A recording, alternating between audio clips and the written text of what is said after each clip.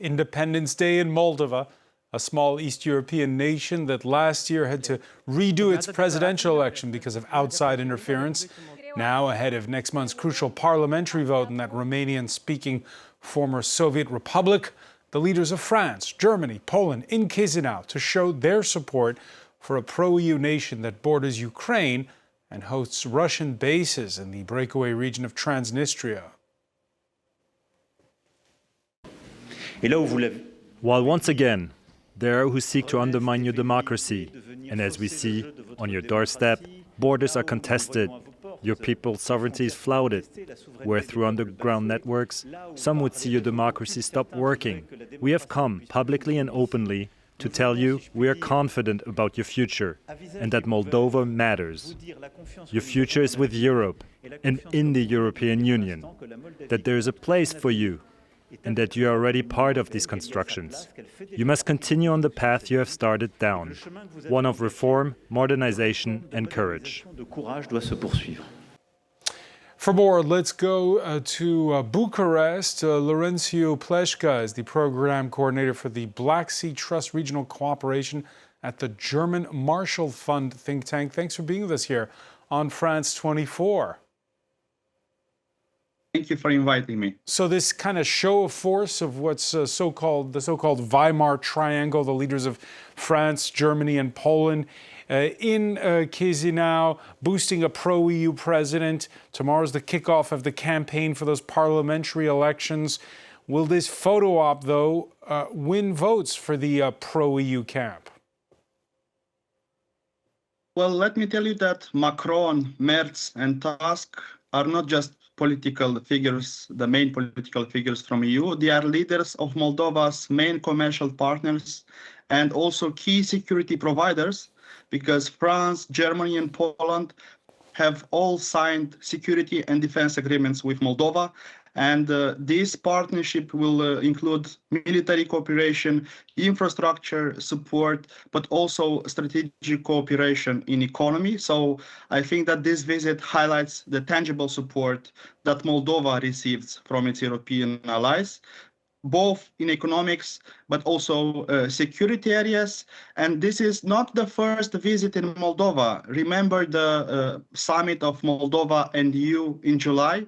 So I think that this is important because Moldova now faces ongoing threats to its sovereignty, particularly from Russian influence, but also hybrid attacks. So the presence of these European leaders reinforces that Moldova's independence, territorial integrity, but also security are priorities for the European Union. And it also signals that Moldovan public is well aware of the impact of the Russian Federation, and I think that few places show how dangerous the Russian Federation can be more clearly than in Moldova. The dangers of the Russian Federation, for some, it's they're thinking, why have this fight? I point to, for instance, Georgia, where many are feeling fatigue from trying to fight the pro-Moscow camp and are sort of quietly giving up. In Moldova, the matter is more pressing. You have a breakaway region, you have Russian military bases present. Are there people who will think, well, at least we'll choose peace over freedom, if you will?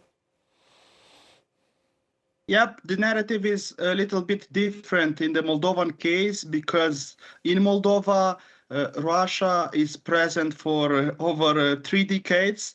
And I think that Russian attacks for these elections are not new, but they have increased since its full-scale invasion of Ukraine in 2020.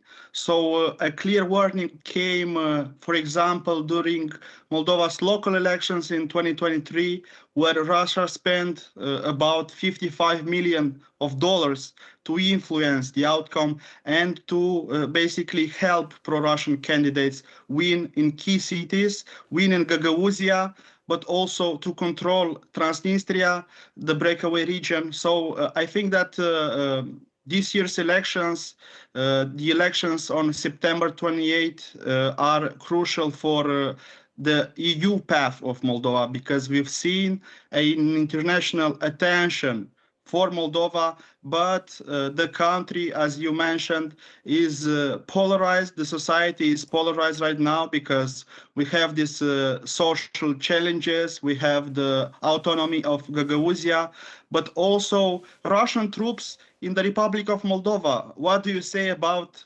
1,500 of Russian soldiers in a sovereign country? So I think the message that these main leaders of the EU basically represent today is a signal that basically Moldova is under the security umbrella of the European Union, and also that the European leaders will not let Russia play in Moldova and to influence also the electoral grounds. Laurențiu Pleșca, stay with us, please. We're going to cross over to the Moldovan capital and France 24's Clovis Kazadi. Clovis, tell us where you are. Well, I'm in National Square here, and I can tell you, you already have tens of thousands of people who have turned up for Independence Day, a very important moment here. 34 years since Moldova gained its independence from the Soviet Union. And here, later tonight, you will have Donald Tusk, the Polish Prime Minister, Chancellor Merz from Germany, as well as the French President Emmanuel Macron, who will, after a concert, appear on stage to address the crowds. Say to the Moldovans here, and we expect tonight at least 100,000 people on the square, tell them why they feel that Moldovan democracy needs to be defended by all means, and possibly that it should be in the European path and join Europe soon, because that was the message during the joint, not press conference, but a declaration to the press. They said a few statements at the Moldovan presidential palace, and Germany's Chancellor Merz summarized it perfectly. He said, "We are here together for two reasons. First, to say to Moldova that the door to Europe is open to you. It's fair on a geographically and historically, you should be part of Europe. And then also that Europe will also always stand by Moldova's side, will defend its sovereignty and territorial integrity." And Chancellor Merz used some very strong words to condemn Russia, saying that Russia was carrying out a hybrid war online and offline. Why online? Because there's a destabilization campaign, defamation, lies being spread online by Russian trolls and Russian agents. That's what President Macron also said, criticizing the lies of Moscow. Because as he said, Europe does not threaten democracy and the sovereignty of states. Russia does, as we can see in neighboring Ukraine. Ukraine is only a few dozen kilometers from here. War's raging here, and I can tell you that war is in all minds here in Moldova.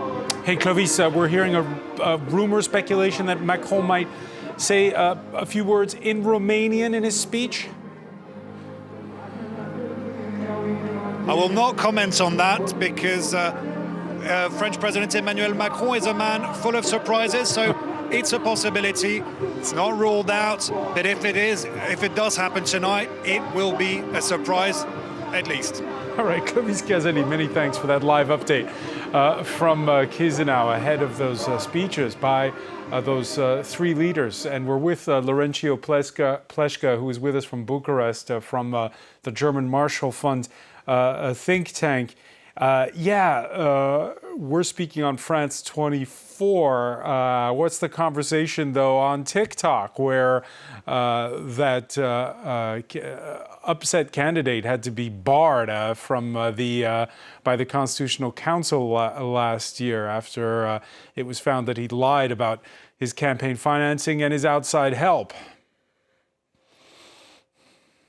Yep, I would say that, first of all, we've seen many pro-Russian actors that basically reinvented themselves. They've created many electoral blocks. So pro-Russian parties and electoral blocks have united in order to set the new geopolitical main vision of Moldova. So we've seen many disinformation campaigns in the Republic of Moldova on TikTok, because this is an app that is very popular in Moldova, but also Facebook and Instagram.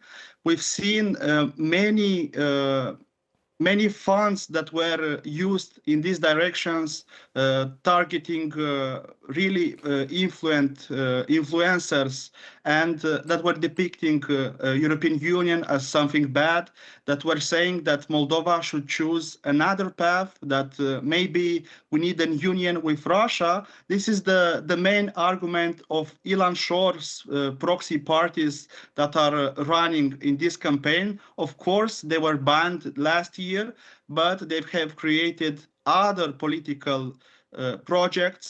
Now there is a new one that is expected to be a surprise for Moldova, the Greater Moldova Party, that advocates for a union with Romanian region Moldova, but also is inclining to annex a Ukraine region, Bujak region, formerly being in Bessarabia.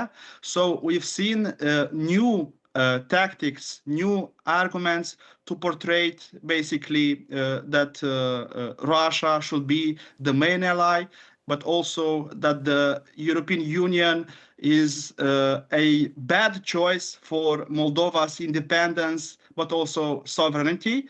And it's important because these arguments are not gaining traction between Moldovan citizens, but when you use vote buying or illegal campaign financing and disinformation, particularly via digital platforms, so these arguments remain potent tools for those seeking to manipulate the outcome of the election on the September 28th. Very briefly, because we're out of time, Laurențiu Pleșca, we heard the German Chancellor earlier dangling that prospect of Moldova one day joining the European Union. Of course, there are others in the queue before them. How seriously should ordinary Moldovans take that promise?